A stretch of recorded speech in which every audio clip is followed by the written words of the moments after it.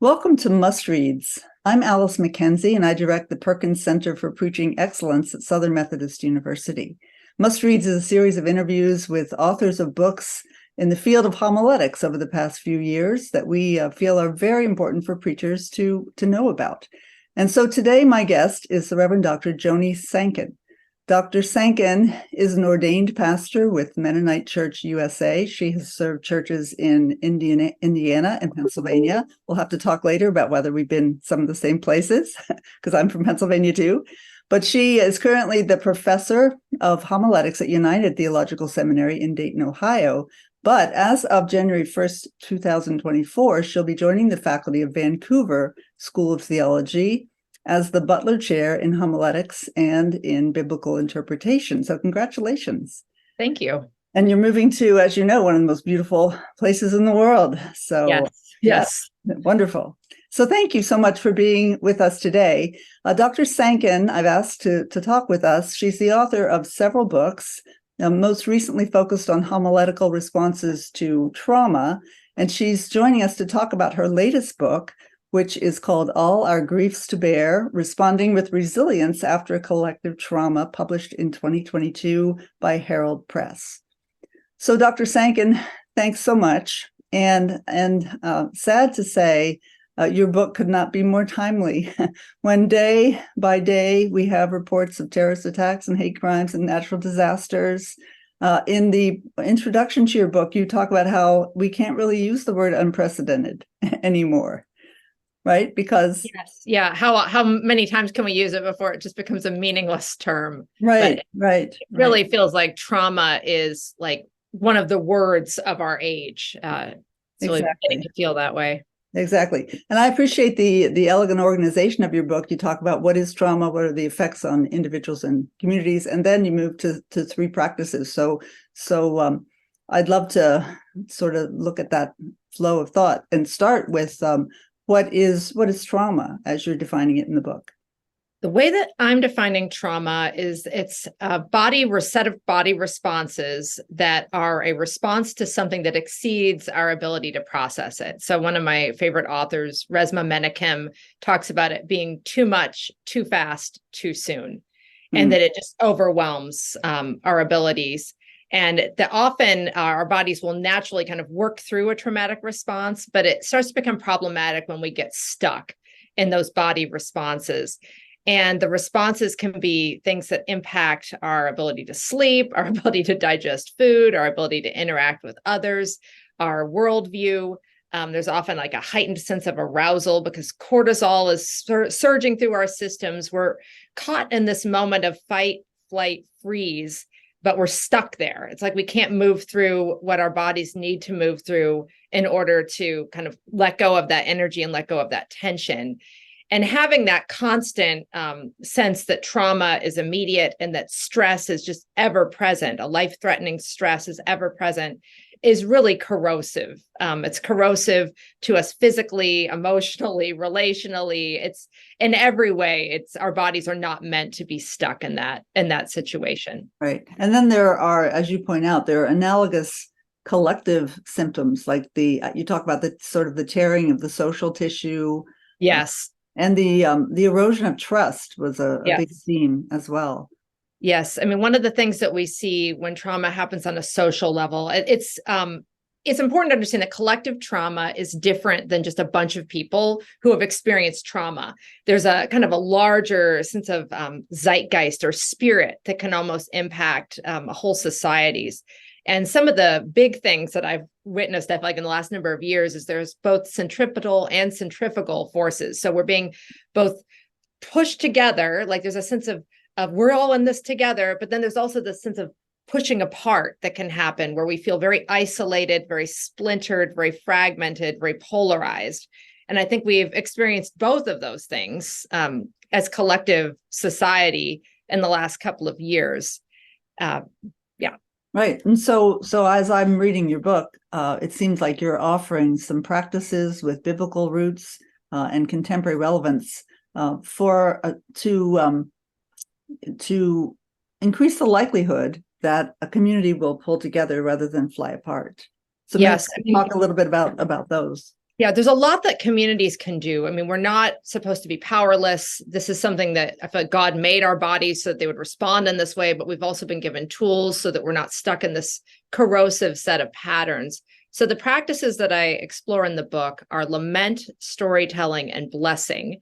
And those roughly would mirror some of the stages that one would move along. Now, it's really important to note that trauma, it does not go in a linear process. So like processing trauma is not linear. So it's not like I would first lament and then I would tell my story and then I would bless others, even though that seems like it would have a nice flow to it. It does. It does. Sometimes it can have that flow, but those would represent stages along kind of understood models that therapists would use that would help people to process the traumatic experience. Like they encompass some of those really important tasks that people need to do. Right. So I really enjoyed delving into the practices because I felt like they were so multifaceted. Although one of the things that came along with them is that there's a lot of cultural baggage that goes with each of these things. Yes, that we have to kind of push through and work through. I mean, with lament in particular, our society really just does not want to do it. We want to deny, right? Yes, we want to deny, and consumerism has really, and like the sense of transaction rather than actual relationship has really infected a lot of the ways that we're engaging with each other. And so rather than expressing the pain or the grief that's present, then someone says, well, if you buy this, then you'll feel better. Right. So like retail therapy, it numbs us out, and it's really, but it's going to constantly be encouraged because it's keeping the whole economy going, the whole self-help economy. Exactly. So I think lament is something that really could be reclaimed, I think, by congregations. And if you don't have the words, one of the things I've been struggling with as we're dealing with the horrible news reports coming out of Israel and Gaza the last couple of weeks is that I just don't feel like I have the words. And so I'm like, all right, go to the Psalms, just pray the Psalms. And that provides the language for us that we may not have. So, I mean, a really baseline thing that preachers can do or congregations can do is to return to those lament Psalms. It's like almost half of the Psalter is lament. And we definitely do not have almost half of the lament. Like we don't have that in worship. We do not spend half the time lamenting. Right. Well, I think people forget that, and maybe even preachers forget that lament is always in the context of hope. Oh, for sure. Yeah. And I mean, I think when your back is up against the wall, like Howard Thurman puts it this way, when you really have nothing else in front of you, to lament allows you to bypass the social systems. You're taking it straight to God. You're saying, you know what? I'm not even going to try with the rulers of this age. I'm just going to go right to the top. God, make this right. Yeah. So there's something very empowering about it, I think. At very visceral. Yeah, very visceral. Yeah. So what about storytelling? Storytelling is such a powerful anthropological appetite, for one thing. Yes, storytelling is very appealing to preachers because it's something that we use in our sermons all the time. I think the cultural things that I was pushing back against is this kind of, there's a number of stories that are told. And one of them is that if you do all the right things, then you'll have a good life. And that's not a true story. And when we have trauma that happens to us, then that story just kind of gets blown out of the water. And so we have to really take care with the kind of stories that we're bringing into our sermons. We need to make sure, like stereotyping, all of us do it because it functions as shorthand for like whole groups of people or whole types of situations or whole categories of experience.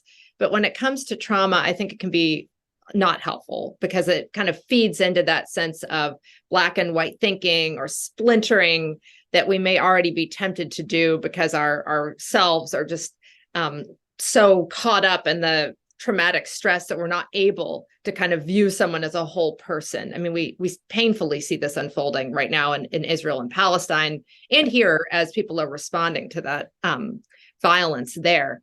Right. But bringing in stories of different types of people can really expand worldviews. I think making sure that the stories that you're telling are true stories, that they're not always stories that are like having a super happy ending at the end of it. And that is something my students struggle with in their preaching. Like they really want to resolve things. And you can bring people to good news without tying off every little end of it so that it feels like it's Hollywood rather than real life. Right. And without implying that this is the last bad thing that will ever happen.